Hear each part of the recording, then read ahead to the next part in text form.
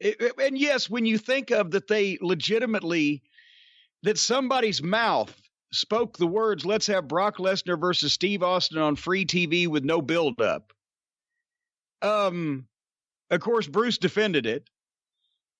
But, that's the mind boggles to begin with of why that would be done. And of course, Steve would say, fuck you. Ernie Ladd would have said, fuck you. Ernie Ladd would have walked out on live TV, walked around the ring, and then walked out the front door just to really piss him off. But I hated hearing them discussing or talking about telling Steve Austin to lose, because even if he refused this time, by extension of logic, that means that many other times he didn't. Because he blew up and he left about this one, but he lost matches before. Was everything he did, was it all just a lie, Steve? Was it a lie? Because they believed in Steve Austin. And the reason why the business fell in a hole in spring of 2001 was not just because WCW went out of business. It was because they turned Steve Austin heel and he hugged Vince McMahon at the climax of WrestleMania in Houston when I was watching the monitor backstage. And got up and said, well, there's the end of that fucking ride, and fucking walked out because I knew what they'd done. They made Austin one of the boys, the one guy the people believed in. They didn't even believe in Rock. They just liked to watch Rock, but they didn't believe in him. They knew he was fucking putting them on. The Rock and the way he talked and everything. But Austin, the hottest that anybody has ever been for a period of time was Austin because they believed in him alone in this screwy business more than anybody else in the modern era. So when he hugged Vince, that took the fucking wind out of the WWF audience sales at a time when WCW's audience said, well, fuck it, our last link to Southern wrestling is gone, so we'll leave. But so I hated the part about that because even now, Austin's mystique grows. He still gets the biggest pop when he comes out. But then they were talking about him always being one of the boys because they were talking about telling him to lose and what creative had for him. So, I loved the real drama of Vince McMahon versus Steve Austin, but I hate the fucking reveal because Steve Austin still has a mystique with some people that would buy him as legitimate before anything else in his business. What do you think? Am I just, at this point, they're teleporting? Does any of this matter? No, I think doesn't matter. It's all gone. And, I think that's such an interesting part of it because we're talking about how Vince was worried about how the top guys would react if he brought in those big contracts from WCW. Steve Austin was the top guy of all time. He's the guy. I mean, they had Bruno and Hogan and Rock and all these guys, Cena. Steve Austin's the reason they were able to go public. Yeah. Steve Austin turned that from a, multi-million-dollar business to a multi-million-dollar business. You can go look at the financials. Steve Austin is the guy they transformed the company behind. And at the end of the day, they treated him like a jerk-off. And he went home and he was right. They wanted him to lose to Brock Lesnar with no build-up in a King of the Ring qualifying match. On free TV. On TV. And, the thing that disturbs me, and I think this happens too often with guys, is that they do something dumb, and you'll see this in, I think, episode 2 when you get to it. WWE does something dumb, the star reacts to it, and then later on they end up saying, well, I was wrong, I handled it wrong. Yeah, I was immature. Steve Austin went home, and I should have put the pumpkin on my head. I'm sorry. They were disrespectful to Steve Austin. He reacted appropriately, and he went home. They should have expected that. But instead, they went on TV and they buried him. Vince went on TV and buried him. And Steve Austin was in the right, and, here's Steve Austin now, and he's like, well, I should have done it differently. You shouldn't have. They should have done it differently. And then you'll see it in part 2 with Cena, where he's talking about why he didn't get over right away. And he's like, I failed. No, they took the guy that was the star as the prototype and didn't know what to do with him and then squandered it. Luckily, you recovered and became one of the big stars in their history, but there's too much of that letting them off the hook and taking all the blame on yourself from the top guys, I think. Well, with Austin, he did the right thing, but he did it too soon. So there is some culpability in that. I recall hearing the whole story. I think I talked to him about it one time. It may have been on the air, may have been not, so I won't quote too many details. But he was expecting something screw when he got there, and he was in kind of a fucking mood because he knew they were going to try to give him some bullshit. And they gave him the bullshit. He could have gone into Vince McMahon's office and just said, I'm Stone Cold Steve Austin. I'm the biggest fucking star money generator you've ever had. I absolutely refuse to do this bullshit, but I'll be on your fucking TV show tonight, Vince. So let's come up with something that I will fucking do. And he could have sat there until Vince did it, but instead he just, you know what the fuck you. And then Vince was crazy for burying him at that time because he should have known that it wouldn't last long. Because how could Steve Austin be, not be part of their legacy or whatever. Anyway, speaking of legacy, they acted like they changed WWF to WWE on purpose. Never mentioned the World Wildlife Fund. Just, we're going to change the image and blah, blah, blah, and to get the F out campaign and everything, which I will give them credit. I like to get the F out. That was kind of cute. I agree. If you had to do it. Good campaign. But I hated, as soon as I heard it, you can imagine, I hated the word entertainment in that. And if anybody will notice also in all the time that I did OVW television, where I talked about the WWF and later the WWE, all the time that I've ever appeared on any television for anybody or any talking head gimmicks for the WWE since then, I've never said the word entertainment. I never say the company name out loud. I said WWE, but I would never say World Wrestling Entertainment. I'm not on tape in any way, except right now, telling this story, saying that. Anyway, but did you notice, because I'm looking at my notes here, from the highlights, the in-ring highlights they did, 2002, 2003 era, there's more stars. There's more excitement in the crowd. There's a better level of work in the ring with guys that look different but like something. It was still the guys from the territories or that had high-level training and a lot of experience working in a variety of places.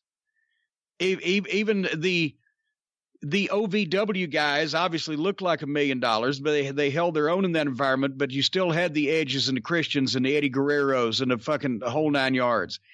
And when you saw Vince challenging the guys to have the ruthless aggression, there was a lot of fucking talent around that ring.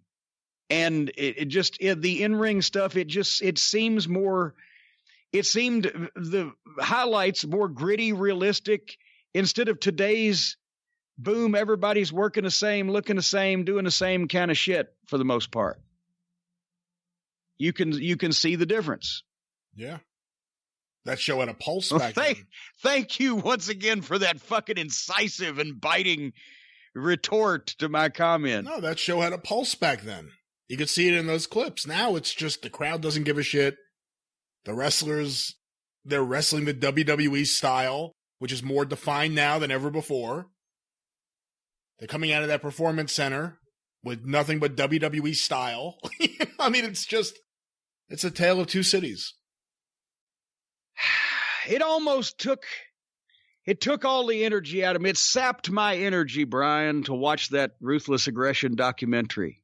I wonder what could help me pick up the pace. What could help get me up off the couch? Because you know what the old saying is, Brian. If you want to run with the big dogs, you got to get up off the poach. Well, I'll tell you what gets me up off the poach every morning, ladies and gentlemen. That's right. As I get up in the morning here at Castle Cornette, look out on the grounds when the birds are chirping and the chickens are chickening, and you hear the fucking wind whistling through the whippoorwills and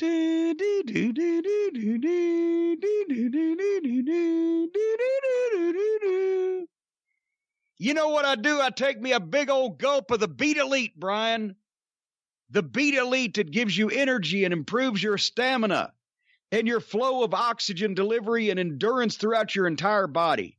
Helps your heart and your fucking oxygen transport and your veins and your capillaries. And it's made from good, wholesome beets that are natural and good for you.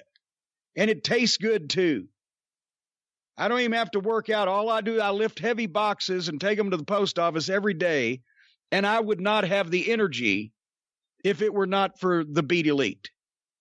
And now, and Stacy even takes Beat Elite now too, as you well know, because you've been on the beats since before the pandemic started. You got energy, but you can't go out and do anything. You're like an atheist at his funeral, all dressed up and no place to go. I have lots of energy and luckily lots of acreage, so I have plenty to do and plenty of places to go. You like real estate? Let me give you a couple of acres. Boom.